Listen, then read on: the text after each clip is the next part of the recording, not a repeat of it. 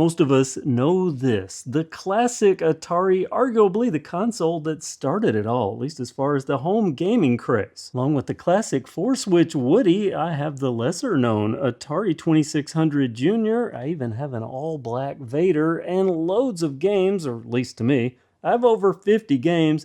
There were hundreds and hundreds. Over the years, they got very creative with the game cartridges and game development and started adding RAM to specific games that really enhanced what this little console could do. But some of the games took that to an extreme, like this example, Omega Race. Not only does Omega Race have more RAM, but it also has something noted here, a booster grip adapter. And this was pretty gutsy. This came out in 1983. Now, I'm assuming it was developed well before the game collapse happened.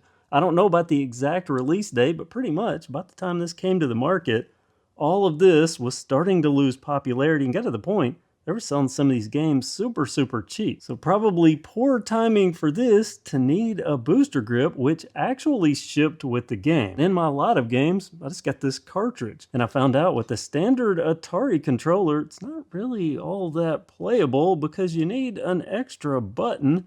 And that's what the booster grip adapter does. I finally located one, at least I located one that was affordable, because I did find every time I looked on eBay, there were 2 or 3 of these available. So they're not super rare, they're not common, but they're not super rare, but they are a bit pricey because they know if you have this game, you need this to play it with. So here we are, the booster grip adapter. Just want to show you around this thing. It has a trigger button, a top hat button, and this very unique connector. Now I did notice that mine doesn't have the screw that's normally in here, so a little bit concerning.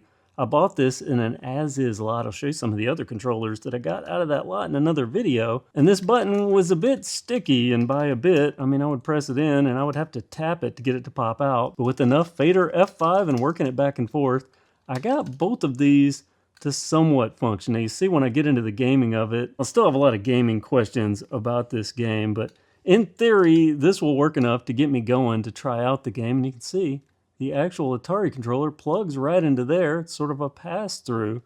So 2 buttons on a game system that was designed to only use 1 button. Very inventive, and this just slides over this joystick. I'll show you all that working in just a second. First, I want to talk a little bit about the instructions for Omega Race, because I really like the way they did this. I had to print out the instructions, but these are probably among the best gaming instructions. They're actually just fun to read.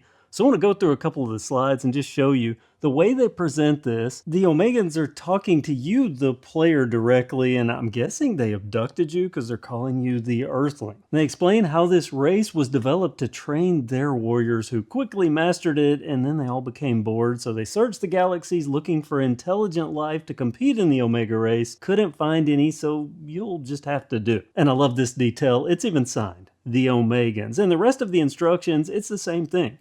The Omegans are telling you how to compete while doing so in kind of a condescending manner because you're just a stupid Earthling. Now that I've found a booster grip, I can finally give it a try the way it's meant to be played. So I'm going to put this cartridge into my Atari console, reposition the camera as I turn it on because I want to show you controlling this with the standard controller and just how it doesn't work all that well. There are games like Asteroid where you thrust by going forward, but this, because you're spinning and you're actually bouncing off the walls here. And this, I'm not really sure why there's this middle thing. I don't know if that's supposed to represent where the Omegans are or where all this stuff might spawn from. I'm not really sure, but you can see rack 1 down here. This is my ship.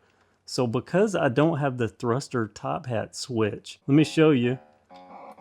I thrust with my fire, but then look at that. I can't fire because I'm using the thrust. So that means I'm automatically in trouble and just running around with no way to shoot at the enemy. So obviously you can see the problems that presents. Now let's get the booster grip installed. First thing I need to do is slide it onto my joystick. So you just slide it on here, seat it down, and it mentions that the top needs to be top, just like the orientation you would normally hold the Atari joystick controller in. This is thrust. But what I find out, at least on the one that I have here, that this works as thrust, this works as fire, and this will also work as thrust. So I end up using this mostly for thrust. Otherwise, it's the left and right, front and back, just as normal. There's this pass through, so I need to take my Atari joystick and plug it into here. Then I need to plug this into the Atari console. So yeah, extra wires, but it's really not that bad. So get that plugged in. Let's just show you how it works here. I'm gonna restart.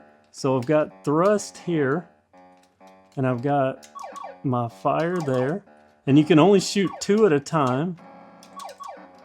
Let me thrust again here, and you can see I can bounce off the walls, fire. And you're supposed to destroy the little small things too, but look at this, I can also thrust with the button. So maybe that top hat is a better thruster. This is still maybe a little wonky.